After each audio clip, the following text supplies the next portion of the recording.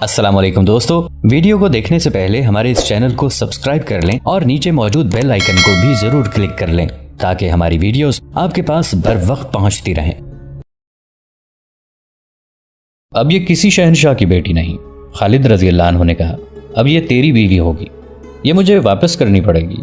یونس ابن مرقس نے کہا، ہرقل اپنی بیٹی کو واپس لینے کے لیے اپنی تمام تر سلطنت کی فوج اکٹھی کر کے دمشق پر حملہ کر دے گا، ایسا نہیں کرے گا تو فدیہ ادا کر کے اسے آپ سے واپس لے لے گا۔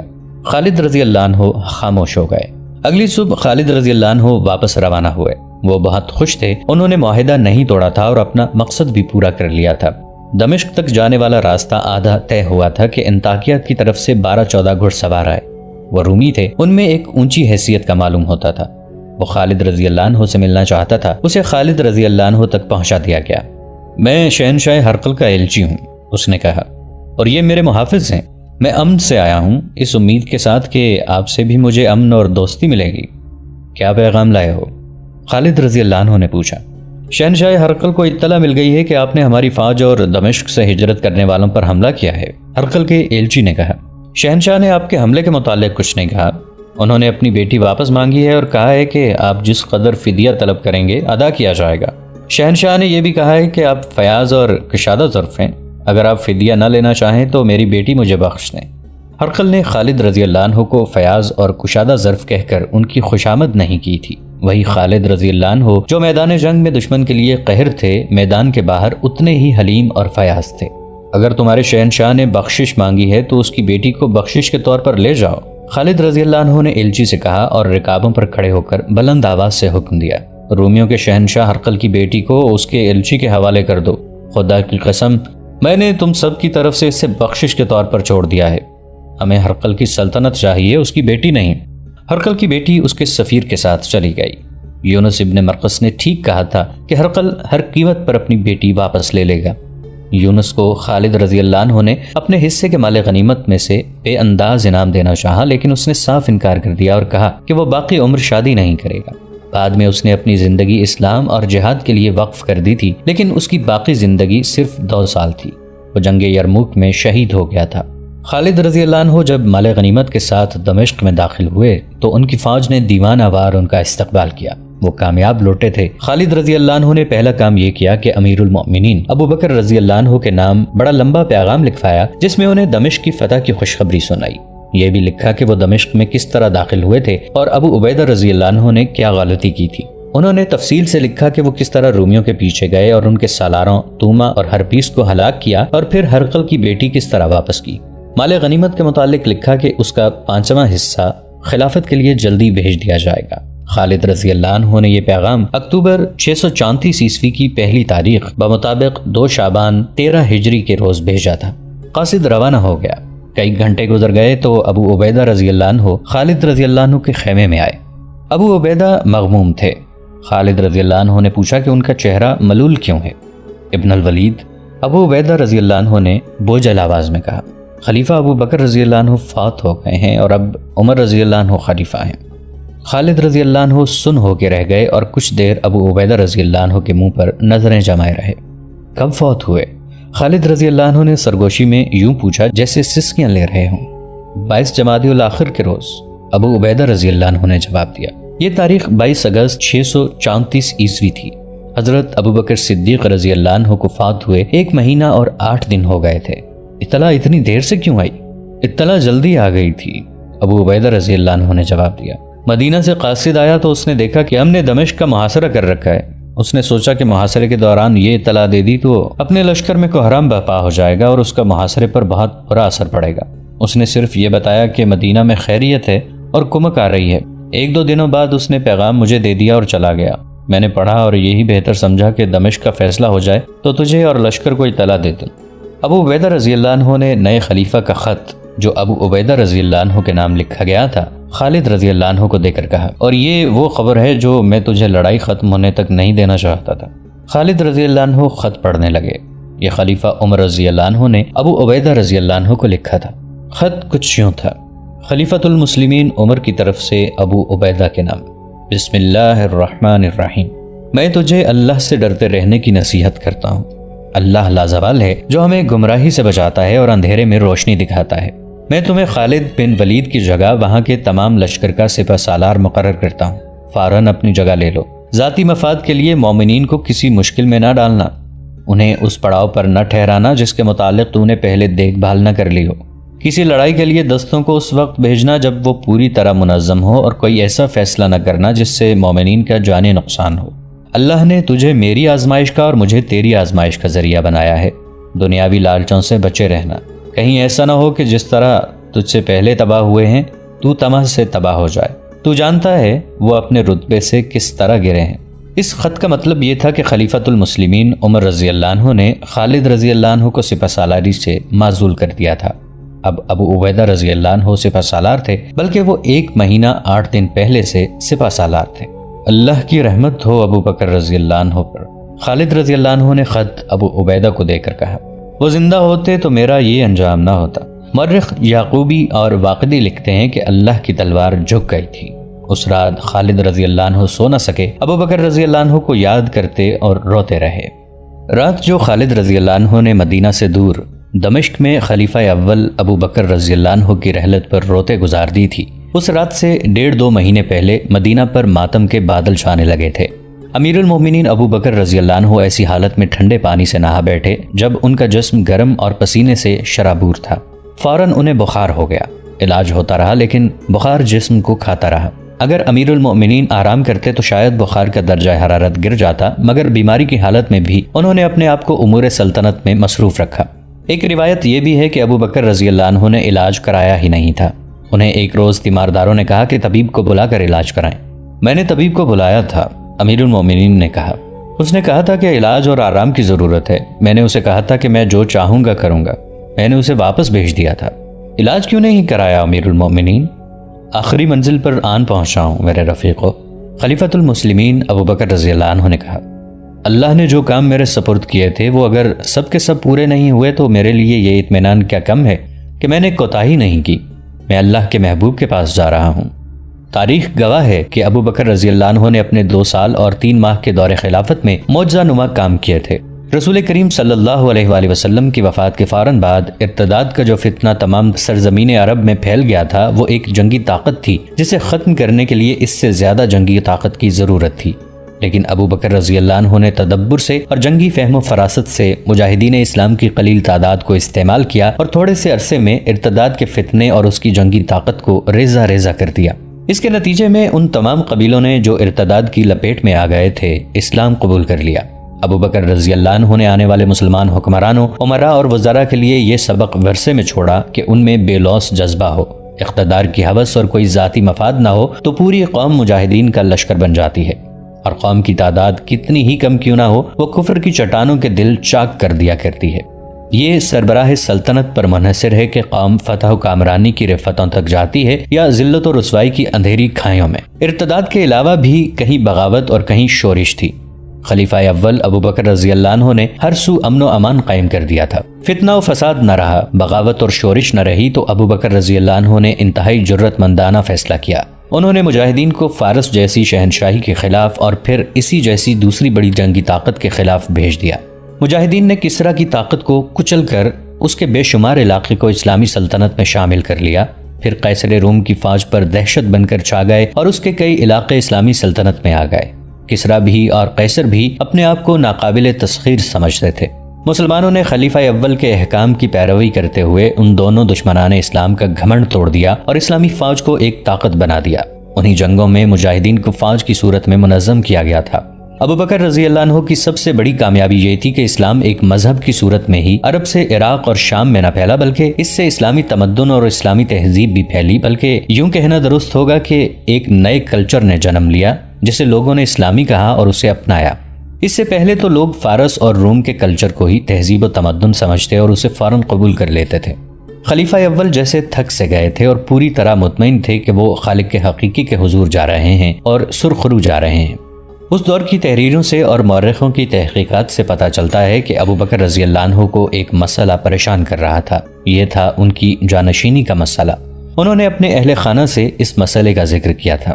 میرے اللہ کے رسول صلی اللہ علیہ وآلہ وسلم کو موت نے اتنی مہلت نہیں دی تھی کہ کسی خلیفہ کو خود مقرر کرتے۔ ابو بکر رضی اللہ عنہ نے کہا تھا، اس کا یہ نتیجہ نکلا کہ ثقیفہ بنی سعدہ میں مہاجرین اور انصار کے درمیان اختلاف پر فتنہ اور فساد پیدا ہو گیا تھا۔ یہ تو اللہ کو منظور نہ تھا کہ اس کے رسول صلی اللہ علیہ وآلہ وسلم کی امت، جس کی تعداد ابھی بہت تھوڑی ہے، آپس میں لڑ کر ختم ہو جائے۔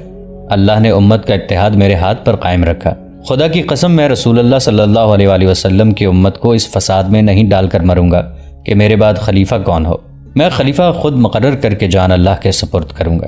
عظیم تھے خلیفہ اول کہ انہوں نے یہ بات سوچ لی تھی۔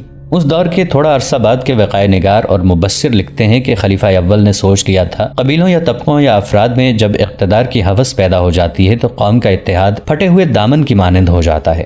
فوجوں کی پیش قدمی پسپائی میں بدل جاتی ہے، پیچھے ہٹتا ہوا دشمن آگے بڑھنے لگتا ہے، پھر فوج بھی اقتدار کی جنگ کا ہتھیار بن جاتی ہے اور سالار سلطانی کے خواب دیکھنے لگتے ہیں۔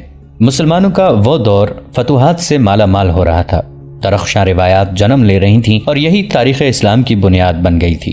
ابو بکر رضی اللہ عنہ کی دوربین نگاہوں نے دیکھ لیا تھا کہ قیصر و کسریٰ جو پسپائی اور زوال کے عمل سے گزر رہے ہیں اور نیست و نابود ہو جانے تک پہنچ گئے ہیں، وہ مسلمانوں کے نفاق سے فائدہ اٹھائیں گے اور افریت بن کر اسلام کو نگل جائیں گے۔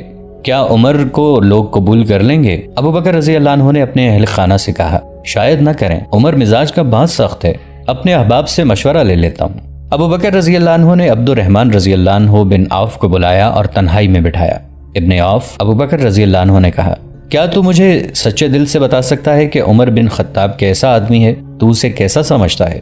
خدا کی قسم خلیفہ رسول، عبد الرحمن بن عوف رضی اللہ عنہ نے کہا، جو میں جانتا ہوں وہ اس سے بہتر نہیں جو تو جانتا ہے، جو کچھ بھی تو جانتا ہے کہہ دے۔ ابو بکر رضی اللہ عنہ نے کہا۔ خلیفہ رسول عبد الرحمن بن عوف رضی اللہ عنہ نے کہا، ہم میں کوئی بھی ایسا نہیں جو عمر بن خطاب سے بہتر ہو، لیکن اس کی طبیعت میں جو سختی ہے وہ بھی ہم میں سے کسی میں نہیں۔ رائے میری بھی یہی ہے ابن عوف۔ ابو بکر رضی اللہ عنہ نے کہا، تم سب کو عمر کی سختی اس لیے زیادہ محسوس ہوتی ہے کہ میرے مزاج میں بہت نرمی ہے۔ کیا ایسا نہیں ہوگا کہ اپنے بعد خلافت کا بوجھ اس کے کندھوں پر ڈال دوں تو اس کی سختی کم ہو جائے؟ ایسے ہی ہوگا۔ کیا تو نے نہیں دیکھا کہ میں کسی پر سختی کرتا ہوں تو عمر اس کے ساتھ نرمی سے پیش آتا ہے، اور میں کسی کی کوتاہی یا غلطی پر اپنا رویہ نرم رکھتا ہوں تو عمر اس پر سختی کرتا ہے۔ وہ سمجھتا ہے کب سختی اور کب نرمی کی ضرورت ہے۔ بے شک ایسا ہی ہے، عبد الرحمن رضی اللہ عنہ نے کہا۔ خلیفہ رسول، بے شک ایسا ہی ہے، اس بات کا خیال رکھنا ابو محمد۔ ابو بکر رضی اللہ عنہ نے کہا، میرے تیرے درمیان جو باتیں ہوئی ہیں یہ کسی اور تک نہ پہنچیں۔ عبد الرحمن رضی اللہ عنہ بن عوف چلے گئے تو امیر المؤمنین نے اپنے ایک اور رفیق اور مشیر عثمان رضی اللہ عنہ بن عفان کو بلایا۔ ابو عبداللہ، ابو بکر رضی اللہ عنہ نے عثمان بن عفان رضی اللہ عنہ سے کہا، تجھ پر اللہ کی رحمت ہو، کیا تو بتا سکتا ہے کہ عمر بن خطاب کیسا آدمی ہے؟ امیر المؤمنین عثمان بن عفان رضی اللہ عنہ نے جواب دیا، خدا کی قسم ابن الخطاب کو تو مجھ سے زیادہ اچھی طرح جانتا ہے، پھر تو مجھ سے کیوں پوچھتا ہے؟ اس لیے کہ میں اپنی رائے رسول اللہ صلی اللہ علیہ وآلہ وسلم کی امت پر نہیں ٹھونسنا چاہتا۔ ابو بکر رضی اللہ عنہ نے کہا، میں تیری رائے ضرور لوں گا۔ امیر المومنین عثمان بن عفان رضی اللہ عنہ نے کہا، عمر کا باطن اس کے ظاہر سے اچھا ہے اور جو علم و دانش اس کے پاس ہے وہ ہم میں سے کسی میں بھی نہیں۔ ایک اور سوال کا جواب دے دے ابو عبداللہ۔ ابو بکر رضی اللہ عنہ نے عثمان رضی اللہ عنہ بن عفان سے کہا، اگر میں اپنے بعد خلافت عمر کے سپرد کر جاؤں تو تیرا کیا خیال ہے کہ وہ تم پر سختی کرے گا؟ ابن خطاب جو بھی کچھ کرے گا ہم اس کی اطاعت میں فرق نہیں آنے دیں گے۔ عثمان رضی اللہ عنہ نے کہا، ابو عبداللہ اللہ تجھ پر رحم و کرم کرے۔ ابو بکر رضی اللہ عنہ نے کہا، میں نے جو تجھے کہا ہے اور جو تو نے مجھے کہا ہے یہ کسی اور کے کانوں تک نہ پہنچے۔ ابو بکر رضی اللہ عنہ نے کئی اور صحابہ کرام سے عمر رضی اللہ عنہ کے متعلق رائے لی، ان میں مہاجرین بھی تھے، انصار بھی۔ ابو بکر رضی اللہ عنہ نے ہر ایک سے کہا تھا کہ وہ کسی اور سے اس گفتگو کا ذکر نہ کرے، لیکن یہ معاملہ اتنا اہم تھا کہ انہوں نے ایک دوسرے کے ساتھ بات کی۔ یہ آئندہ خلافت کا معاملہ تھا اور صحابہ کرام کے لیے مسئلہ یہ تھا کہ ابو بکر رضی اللہ عنہ عمر رضی اللہ عنہ کو خلیفہ مقرر کر رہے تھے۔ عمر رضی اللہ عنہ سخت طبیعت کے مالک تھے، ان کے فیصلے بڑے سخت ہوتے تھے اور وہ بڑی سختی سے ان پر عمل کراتے تھے۔ ان سب نے ایک وفد اس مقصد کے لیے بنایا کہ ابو بکر رضی اللہ عنہ کو قائل کریں کہ عمر رضی اللہ عنہ بن خطاب کو خلیفہ مقرر نہ کریں۔ جب یہ وفد خلیفہ اول کے پاس گیا تو وہ لیٹے ہوئے تھے، بخار نے انہیں اتنا کمزور کر دیا تھا کہ اپنے زور سے اٹھ بھی نہیں سکتے تھے۔ امیر المومنین وفد کے قائد نے کہا، خدا کی قسم عمر خلیفہ نہیں ہو سکتا، اگر تو نے اس کو خلیفہ مقرر کر دیا تو اللہ کی باز پرس کا تیرے پاس کوئی جواب نہیں ہوگا۔ عمر تیری خلافت میں سب پر روب اور غصہ جھاڑتا ہے، وہ خود خلیفہ بن گیا تو اس کا رویہ ظالموں جیسا ہو جائے گا۔ ابو بکر صدیق رضی اللہ عنہ کو غصہ آ گیا۔ انہوں نے اٹھنے کی کوشش کی لیکن اٹھ نہ سکے۔ مجھے بٹھاؤ، انہوں نے غصیلی آواز میں کہا۔ انہیں سہارا دے کر بٹھایا گیا۔ کیا تم سب مجھے اللہ کی باز پرس سے اور اس کے غضب سے ڈرانے آئے ہو؟ ابو بکر رضی اللہ عنہ نے غصے اور نقاہت سے کامتی ہوئی آواز میں کہا، میں اللہ کے حضور جا کر کہوں گا کہ ارے رب، میں نے تیرے بندوں میں سے بہترین بندے کو خلافت کی ذمہ داری سونپی ہے اور میں نے جو کہا ہے وہ تمام لوگوں کو سنا دو۔ میں نے عمر بن خطاب کو خلیفہ مقرر کر دیا ہے۔ وہ سب جو ابو بکر رضی اللہ عنہ کو ان کے فیصلے کے خلاف قائل کرنے آئے تھے خاموش ہو گئے اور شرمسار بھی ہوئے کہ انہوں نے امیر المومنین کو بیماری کی حالت میں پریشان کیا ہے۔ وہ سب اٹھ کر چلے گئے۔ اس سے اگلے روز ابو بکر رضی اللہ عنہ نے عثمان بن عفان کو بلایا۔ عثمان رضی اللہ عنہ خلیفہ کے کاتب تھے۔ ابو عبداللہ ابو بکر رضی اللہ عنہ نے عثمان رضی اللہ عنہ سے کہا، لکھ جو میں بولتا ہوں۔ انہوں نے لکھوایا، بسم اللہ الرحمن الرحیم۔ یہ وصیت ہے جو ابو بکر بن ابو قحافہ نے اس وقت لکھوائی ہے جب وہ دنیا سے رخصت ہو کر موت کے بعد کی زندگی میں داخل ہو رہا تھا۔ ایسے وقت پکا کافر بھی ایمان لے آتا ہے اور جس نے کبھی سچ نہ بولا ہو وہ بھی سچ بولنے لگتا ہے۔ میں اپنے بعد عمر بن خطاب کو تمہارا خلیفہ مقرر کرتا ہوں۔ تم سب پر اس کی اطاعت فرض ہے۔ میں نے تمہاری بھلائی اور بہتری میں کوئی کسر نہیں رہنے دی۔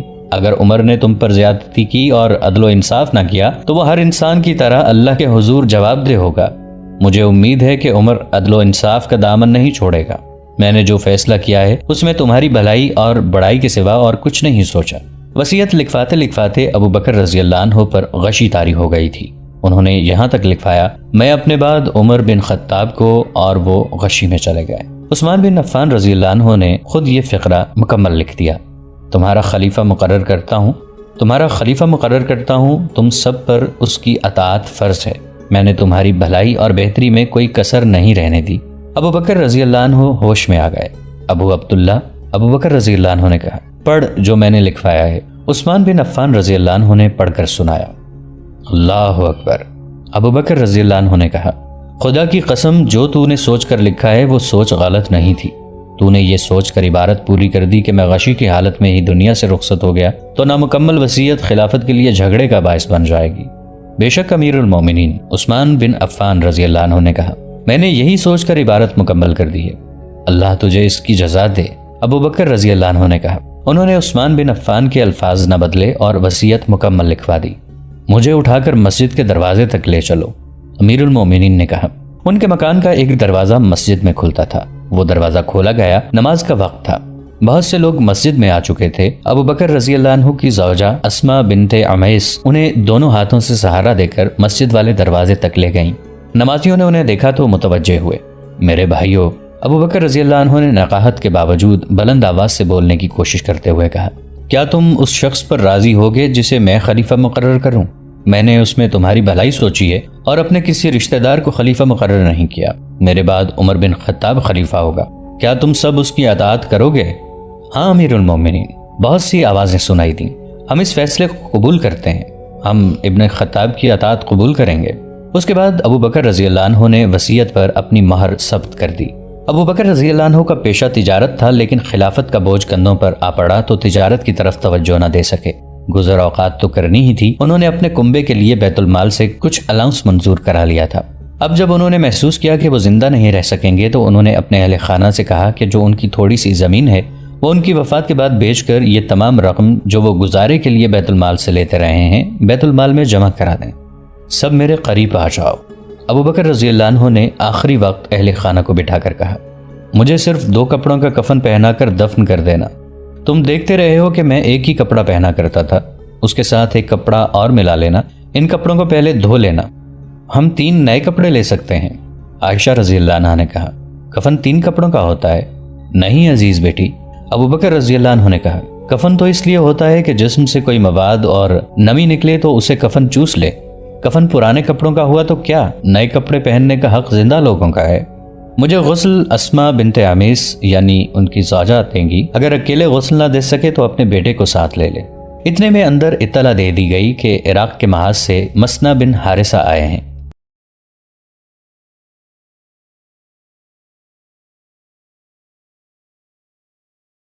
تو دوستو یہ تھی ہماری آج کی ایپیسوڈ. امید کرتے ہیں آپ کو ہماری ایپیسوڈ پسند آئی ہوگی.